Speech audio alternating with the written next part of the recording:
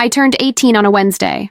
No cake, no candles, just a gift wrapped hastily in brown paper and a plane ticket tucked inside a worn leather wallet. The gift confused me. A fountain pen, old and heavy, with a single line engraved along. It sighed, "To stand alone is to truly fly." Mom smiled thinly when I opened it. Dad checked his watch. They said nothing else. And 20 minutes later, we were driving to the airport. The sky outside was gray, pressing down like a hand on my chest. In the car, they spoke about traffic, about the cost of checked bags, meaningless things, while I sat silent, clutching the pen, feeling the questions swell inside me. At the terminal, they moved briskly. No hugs. Dad thrust a printed boarding pass into my hand. Mom adjusted my jacket like she couldn't quite meet my eyes. Then, a voice behind us. "Ellie, is that you?" It was Mrs. Langford, our old neighbor from 3 streets over. She stood there with a shopping bag in one hand, frozen halfway between a smile and something else, something like pity. "Oh," she said, voice too bright. "All grown up now, I see. Safe travels, dear."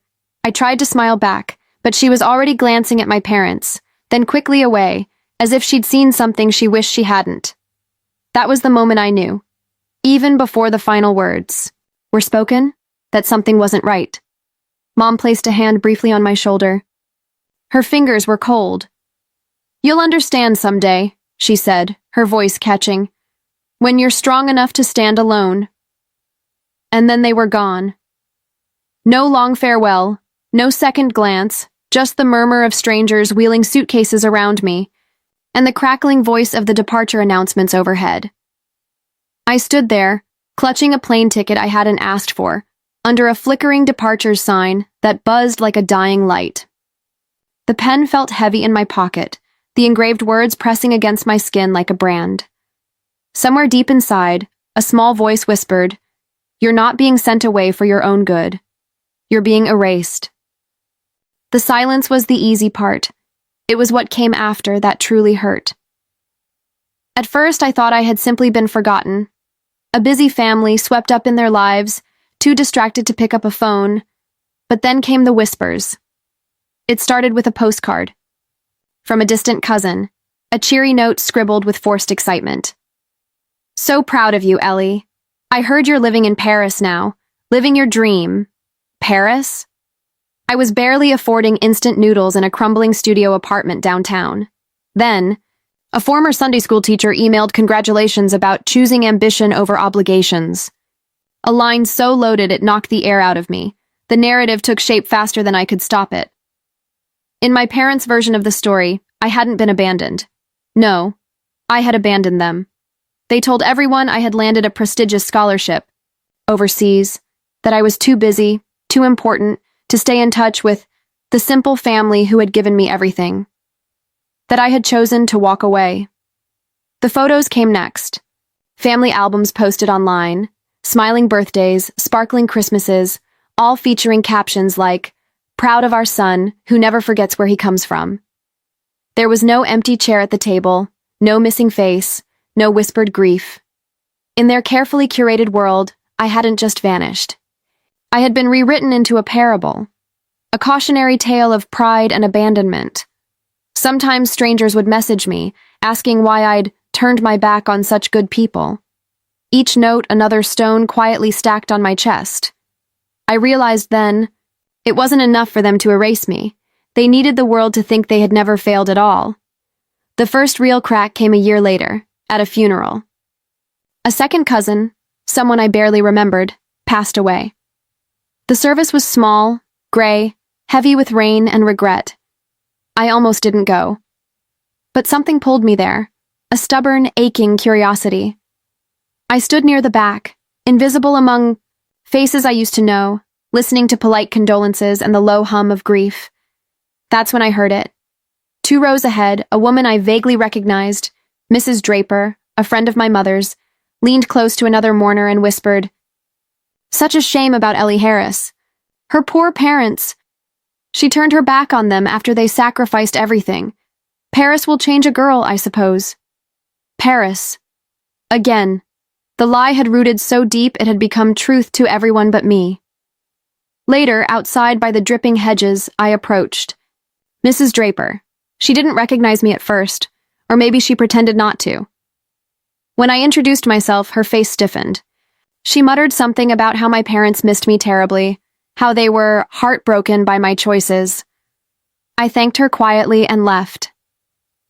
That night, I dug through old emails, old saved voicemails, anything that might give me a thread to pull. And that's when I found it. A deleted draft in an ancient email account I'd barely used. It had been sent from my father's address, never delivered. It read simply, "Scholarship application enclosed. Request immediate processing. Candidate, Eleanor Harris. Program, International Honors Fellowship, Paris." Except I had never applied to any fellowship, never even heard of it. The document attached was a full scholarship application, fabricated, padded with fake awards, fake letters of recommendation. My parents had invented a new version of me, polished, ambitious, ungrateful. A better story. And they'd sold it to everyone who mattered. I stared at the screen, the room around me blurring, my hands cold. They hadn't just erased me, they had replaced me. The more I dug, the more the story soured. Hidden among forgotten files and old newspaper clippings, I pieced together the truth. It wasn't just a matter of pride or wounded feelings. It was money. It was always money. My father's small logistics company had been flailing for years, bleeding contracts to bigger competitors. Debt had crept into every corner of their lives. Second mortgages, unpaid suppliers, quiet defaults. They needed something, someone, to restore their standing, to convince investors they were still a family worth betting on. The scholarship story wasn't an accident. It was a strategy. A daughter studying abroad at an elite university sounded impressive on paper, impressive enough to be printed in annual reports, whispered at country club dinners, flaunted in loan applications. Investors didn't want struggling businesses tied to struggling families. They wanted polished narratives, clean successes. And me? I didn't fit the image anymore. A literature major with no connections, no clear path to wealth or prestige, living paycheck to paycheck in a crumbling city apartment. I had become a liability. So they wrote me out, crafted a new Ellie, a better Ellie, and built a future on that foundation of lies. Even my brother's supposed rise in aviation wasn't what it seemed. His certifications were basic, his employment spotty. The polished photos he posted beside private planes? Rentals. Airfields borrowed for an hour to stage the right shot. It was all an illusion, a fragile scaffolding propped up by desperate ambition. Maybe, in some twisted way, my parents believed they were saving me too, pushing me out so I could toughen up, survive without dragging the family down. But survival isn't strength when it's forced at the barrel of betrayal, and ambition built on erasure doesn't make you noble. It makes you a coward. I didn't have a grand plan at first. I had a cheap laptop, a used uniform, and a job at the bottom rung of a struggling regional airline. My days were swallowed by delayed flights and angry customers, my nights by exhaustion too heavy to dream. But survival sharpens you. Scrubbing bathroom floors and rerouting luggage for minimum wage taught me more about ambition than any classroom ever could. Some nights, sitting on plastic chairs under humming fluorescent lights, I replayed their narrative over and over in my head. The daughter who abandoned them, the golden son who soared. It would have been easy to drown in bitterness, easier still to waste my life proving them wrong. I chose something harder. I started listening. At the gates, in the break rooms, in the cramped cockpits, I listened to stories. Stories of pilots ground down by impossible hours, mechanics who patched planes with prayers because budgets were tight, single mothers trying to hold families together on wages that barely covered rent. I listened, and I learned the language of an industry that had forgotten its people. Slowly I began to climb. Front desk agent, shift supervisor, assistant to the regional manager. Each promotion brought more hours, more pressure, but also more access to documents, to audits, to the fragile veins of the airline's finances. One winter night, I stayed late filing paperwork and met a man named Robert Langston, a senior Dow, executive passing through town. We spoke over burnt coffee about lost luggage, bad weather, the quiet desperation at the heart of smaller airlines. I must have said something that caught his attention, because a week later, he called me personally, offering mentorship. I didn't ask why. I just said yes. Mistakes still happened. I trusted the wrong people more than once. I gambled on a business partnership that drained my savings to the last dollar. I spent a year clawing my way back from that failure, quieter, sharper, less willing to believe in easy promises. Over time, my motivation shifted. It was no longer about proving my family wrong. It wasn't even about revenge. It was about building something no one could erase, not with a whisper, not with a lie, not with 1,000 perfect family photos. If they needed a fiction to survive, fine. I would build a truth too big for them to outrun. By the time I was ready to return, the performance was already in full swing. From the outside, my family looked untouchable, hosting charity galas at rented venues, attending aviation conferences as honored guests, giving speeches about perseverance and legacy. Their photos flooded social media again, champagne flutes raised, matching Navy suits, my brother grinning from private jets he didn't own. Behind closed doors, the truth festered. The company was bleeding under the weight of bad loans and missed payments. My father's health had faltered. My mother clung tighter to appearances, spending money they didn't have to maintain the illusion. The family trust fund, once whispered about with pride, was a hollow shell, mortgaged against favors and promises that were slowly collapsing. Friends whispered when they thought no one could hear. Investors grew restless. Clients hesitated, but still, the parties continued. Carefully staged photos, polished press releases, staged interviews filled with references to family values and shared dreams. Every event was a desperate attempt to rewrite the narrative again, to sell the story they had chosen, the one without me in it.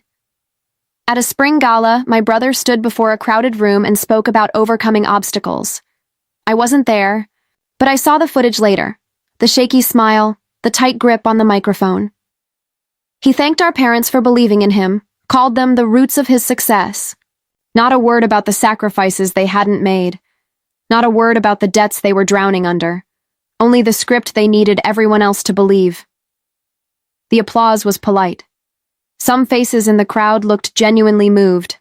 Others, the ones who knew better, offered only tight smiles and sidelong glances. Watching it all unfold from a distance, I didn't feel anger anymore. Not pity either. Just certainty. The stage was set. The players were in costume. The audience was ready. All that remained was for the truth to walk in, uninvited.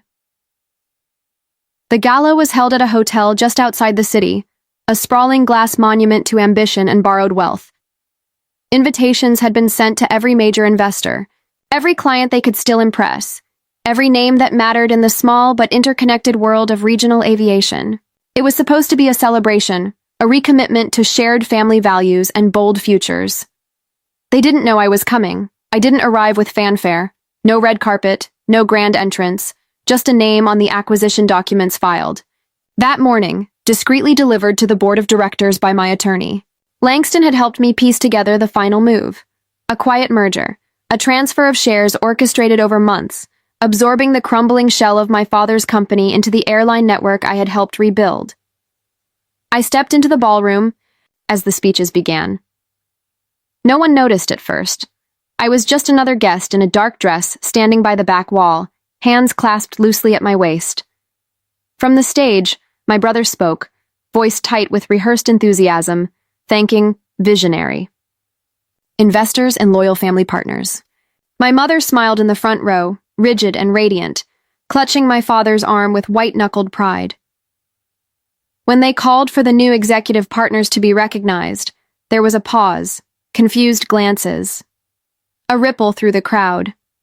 Then, my name was announced, not Eleanor the abandoned, not Ellie the ungrateful, just Eleanor Harris, majority shareholder. I walked forward through the stunned silence, my heels clicking softly against the marble floor. Cameras flashed instinctively, but no one applauded.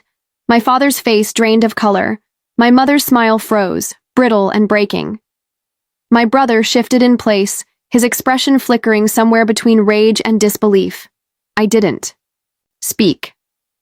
I didn't bow, I simply took my place at the table, and for the first time in years, they had to see me. Not the version they invented, not the ghost they buried, but the woman they had tried so hard to erase and failed. The room held its breath. I stood there, letting the silence stretch until it grew heavier than applause could have ever been. Then, without ceremony, I stepped to the podium. The microphone hissed softly as I adjusted it, my movements unhurried, deliberate. "Thank you for joining us tonight," I said. My voice was calm, steady, almost gentle. "Before we proceed, there's one more story worth telling." I nodded toward the projection screen behind me.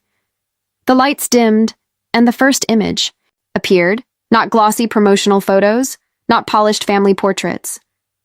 A security camera still frame, a teenage girl standing alone in an airport terminal, clutching a suitcase and a boarding pass, under a flickering departure sign. Her face blurred by low resolution, but unmistakably mine. A few guests shifted uncomfortably. Then came snippets of documents, loan agreements signed in desperation, fake scholarship applications filed under my name, promotional materials boasting about a daughter studying abroad, fabricated to impress lenders. Piece by piece, the story unfolded. Quiet, undeniable, I didn't raise my voice. I didn't accuse. I simply narrated, laying out the truth with clinical precision. The debts hidden behind glittering galas, the trust fund already drained, the performances staged to buy time and pity. The final image lingered longer, a ledger showing the official transfer of ownership. My name at the top. I turned back to the crowd, the silence now thick enough to drown in. "My parents taught me many things," I said. "Some lessons were intentional, some not. Tonight, I thank them for both." I stepped down from the stage without waiting for applause. None came. My mother stared at the floor, motionless. My father's hands trembled in his lap. My brother sat stiff and pale, his lips pressed into a thin, bitter line. Around them, the guests, those who had once smiled so easily, now looked everywhere but at the family they had come to celebrate. The narrative they had built so carefully had shattered in a matter of minutes, not with anger, not with spectacle, just with truth. I didn't stay for the rest of the gala. While murmured excuses filled the air and polite chaos rippled through the ballroom, I slipped away through a side exit, leaving behind the clinking glasses, the forced smiles, the brittle legacy collapsing in on itself. Outside, the night was crisp, the sky clear and endless. I walked across the quiet parking lot, heels clicking softly against the pavement, the cool air sharp and clean in my lungs. I wasn't angry, I wasn't triumphant. I felt free. At the edge of the lot, near the valet stand, I caught a glimpse of a familiar figure. It was my brother. He didn't call out. He didn't move closer. He just stood there, hands shoved deep into his pockets, staring at me like he wanted to say something but didn't know how. For a long moment, we simply looked at each other, two strangers stitched together by blood and broken history. I gave a small nod, not of forgiveness, not of reconciliation, just acknowledgement. He didn't return it. I turned away first, as I opened the car door, my phone buzzed once in my pocket. A missed call. Mom. No voicemail. No text. Just the echo of a number that used to mean home. I slid the phone back without answering. Some ghosts are better left unanswered. As I drove away, the lights of the ballroom faded behind me, shrinking into nothing. Ahead, the highway stretched, wide and open under the stars. I wasn't running anymore. I wasn't chasing anything either.